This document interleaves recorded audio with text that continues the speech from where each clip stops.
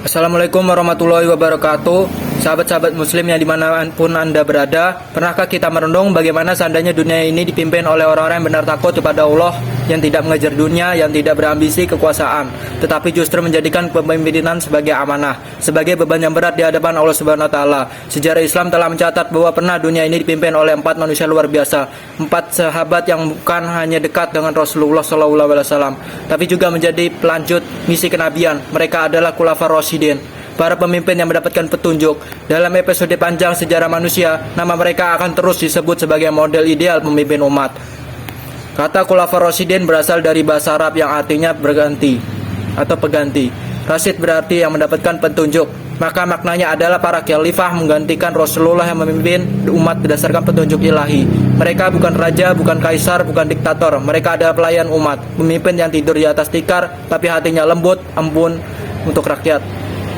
Mereka lahir dari generasi terbaik dari kaum muhajirin dan ansor yang telah disucikan oleh Al-Quran.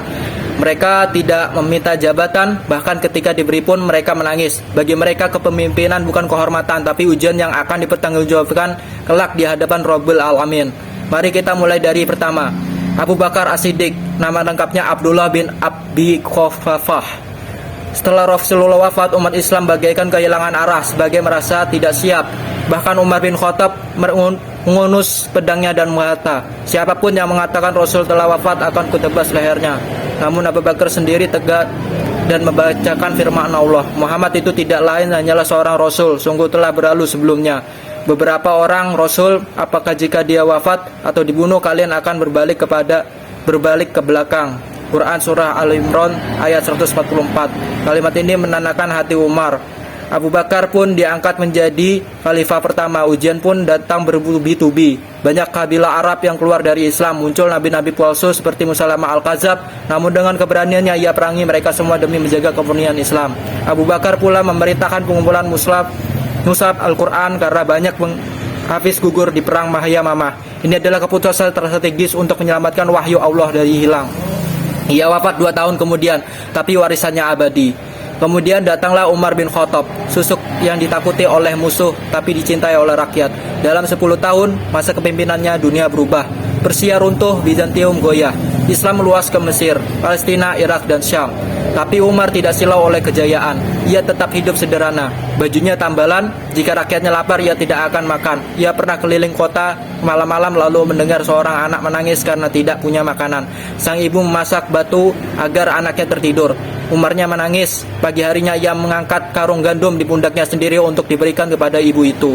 Salah satunya yang paling monumental adalah penetapan kalender Hijriyah. Sampai hari ini umat Islam masih menggunakannya.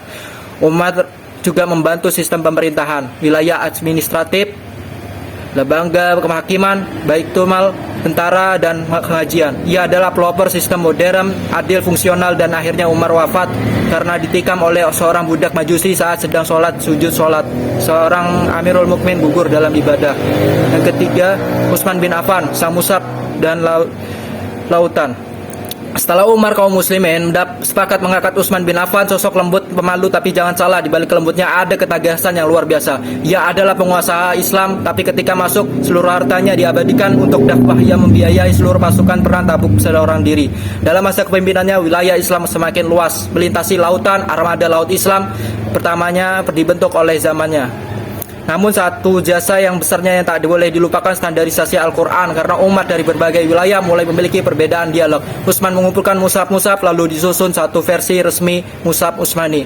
Tapi fitnah mulai masuk ke dalam tubuh umat. Ada orang yang tidak puas menyebar kebencian hingga akhirnya rumah beliau dikepung dan beliau dibunuh dalam keadaan sedang baca Al-Quran. Darahnya menetes pada lembar mushaf surah Al-Baqarah.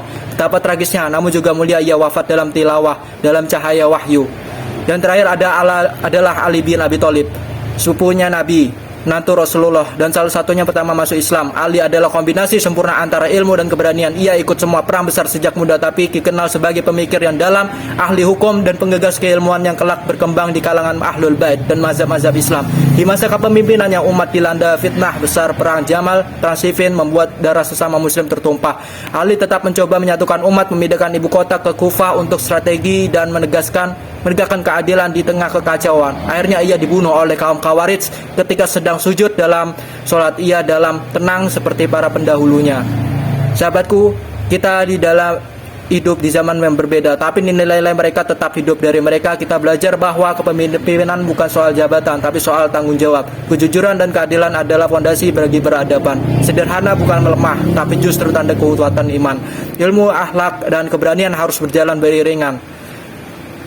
Sahabatku, Khulafaur Rasyidin bukan sekedar tokoh sejarah. Mereka adalah simbol keadilan, keteguhan, dan kesalahan dalam kekuasaan. Di tengah zaman penuh fitnah hari ini, mari kita meneladani semangat mereka dalam kehidupan keluarga, berorganisasi, sekolah, bahkan negara. Kita menjadi pemimpin amanah yang jujur dan adil. Sebagaimana sabda Rasulullah SAW, "Peganglah sunnahku dan sunnah Khulafaur Rasyidin yang mendapatkan petunjuk. Gigitlah erat dengan gigi geraham mereka dan geraham kalian."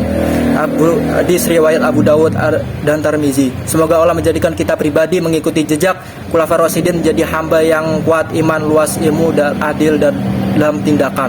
Wassalamualaikum warahmatullahi wabarakatuh.